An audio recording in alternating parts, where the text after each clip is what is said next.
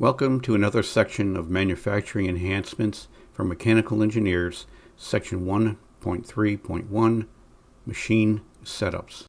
The cost of machining a part is determined by several factors. 1. How the part geometry is fixtured. 2. How many setups are required. 3. The precision required. And 4. The material the part is made of and the tooling to be used. All of these affect the accuracy and cost of the part. Manual positioning introduces a small position error each time there is another setup. The machine setup process involves installing cutting tools, calibration, fixtures or vices, additional work holding, and other. The simple parts require simple setups, whereas parts demanding intricate designs may require complex setups, which adds to costs. If the parts are simple, then programming can be finished in a few minutes. However, in the case of complex programs, it may take hours. Setup time, in the case of CNC machines, whether utilizing CAM software or manual input, requires programming, machine setup, and part fixturing. It will typically result in a large portion of the machining cost at the start, and should be minimized as much as possible. However, there is no programming when using a manual or conventional 2.5 3-axis machine as shown here. It is wise to assume your parts will be made on a 2.5 3-axis machine, whether a manual mill or programmable CNC, due to their common availability. With a 2.5 3-axis machine type, aside from the part profile, features can only be machined on one side at a time. Most parts can be machined in a vise in 6 setups or less, as they are made from a 6-sided prismatic piece of stock material, such as a sheet, bar, or strip held in place by a vise or vacuum table. You should try to reduce this number as much as possible. 1 or 2 is ideal, as each setup requires its own program and fixturing step. This would not take into consideration the need to square or clean up the raw material stock, depending on the precision of the raw material used. That process will also add to the part cost and is usually common practice. For example, here is a part that would only need one setup, as all the machining takes place on one plane. That means you can set up the part once in the machine vise, or even do more than one if 2 vices are used. The setup would be relatively simple, and the cost of machining the part less expensive. Now let us look at a part requiring more than one setup on a 2.5 3-axis CNC machine using a standard vise. In this example, there are machining operations required on 3 planes or surfaces. This part must have the various machined features where they are on the part, due to how it functions when installed. In this case, the part will need to be accurately positioned and repositioned for each plane's operations using mechanical stops or by the machinist using some method of indicating the part each time. This increases the cost, results in some loss of accuracy, even though slight. This means the machining drawing must provide the major references for the machinist to accurately mount the part in the vise. In this example, the machinist uses a second vise to machine 2 at a time with the opposite surface in the second vise, or he could make a dedicated fixture to machine all the surfaces in the same machining cycle if there are many parts to make. In this instance, another setup would be needed to machine the third surface. The CNC machine would need to be programmed to take into consideration what variation of part setup is more efficient.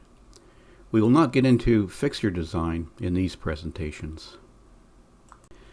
As previously mentioned regarding this part, these features needed to be where they are to perform critical functions. However, there are times when features can be rearranged or eliminated altogether to facilitate reducing the number of setups required. Perhaps you remember this part from the introduction presentation. There were several areas in the original design that could not be machined and involved 3 setups to complete.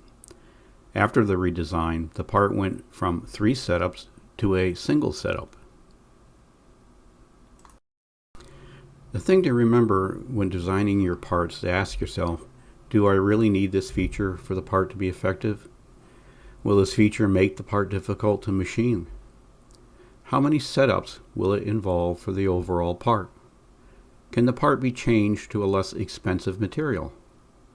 Will this material require non-standard cutting tools? If grinding is specified, is it necessary? If a material coating is specified, is it necessary? Can the part be held in a standard vise, or does it need something custom made? There will probably be other concerns or questions you need to consider, but you get the idea. The main takeaway is to challenge yourself to think in terms of not how to make the part look nice, but to serve the purpose without added expense and time in making it. Let's discuss more on question 4. Can the part be changed to a less expensive material? Many excellent materials can be machined, each with its own unique set of properties, applications, and costs. Always check before you design. The price of different stock materials will vary, but is usually based on general availability and the difficulty to produce that material in a specific stock type. In general, you should choose the least expensive material possible that still fulfills your design requirements, such as aluminum as an example.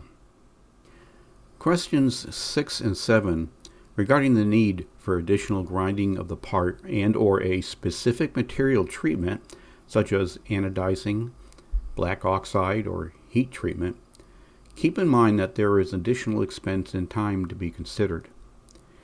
The company making the part may have to send the part to another outside company to apply the material finishing. Also, if the part requires grinding after the heat treatment or other, that will still require another setup cost as well as delay in completion of the part.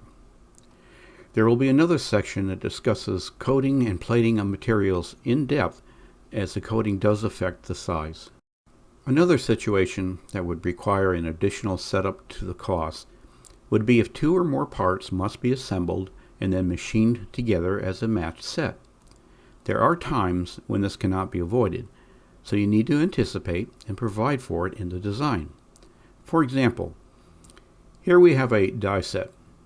This die set has 2 die set bushings that contain the 2 guideposts, allowing for the die set to lift and lower accurately.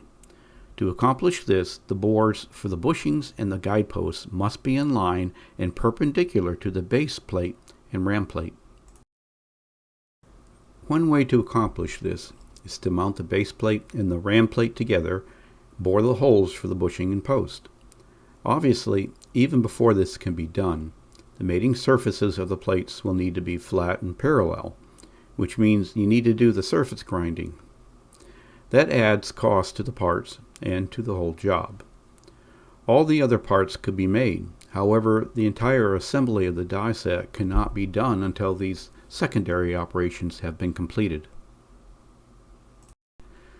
Now, with the ground mating surfaces completed, the ram and base plates are held into place using the same mount holes for mounting the upper and lower die holders, meaning that extra mounting holes were not needed for this operation. By thinking ahead, knowing you will need this separate operation, you've saved time and expense. Now the bore holes for the bushings and the posts can be done accurately. So what would be the takeaways or things you should remember about this section regarding setups? 1. Keeping the cost down for manufacturing the part is important. Understand how the part is going to be set up in the machine. Keep the number of setups to a minimum. 2. Do not make the part so complex that special tooling or fixturing needs to be made. Look for features that can be eliminated or relocated to reduce additional setups. 3.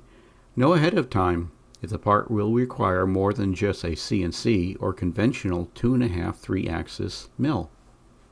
4. Determine if there will be a secondaries operations needed, such as grinding or material treatment, and plan accordingly for possible delays. If so, do you need to add features to the design to account for them, or can you use existing features to serve the same purpose? And 5. Make sure the material you choose is going to provide you with the function you designed for while being the least expensive and readily available. This will end the section on milling best practices. As always, if you have any questions or would like to comment on any of the content provided in this presentation, please email me at this address and I will be sure to reply. Now let's go on to the next section, 1.3.2, Tolerances.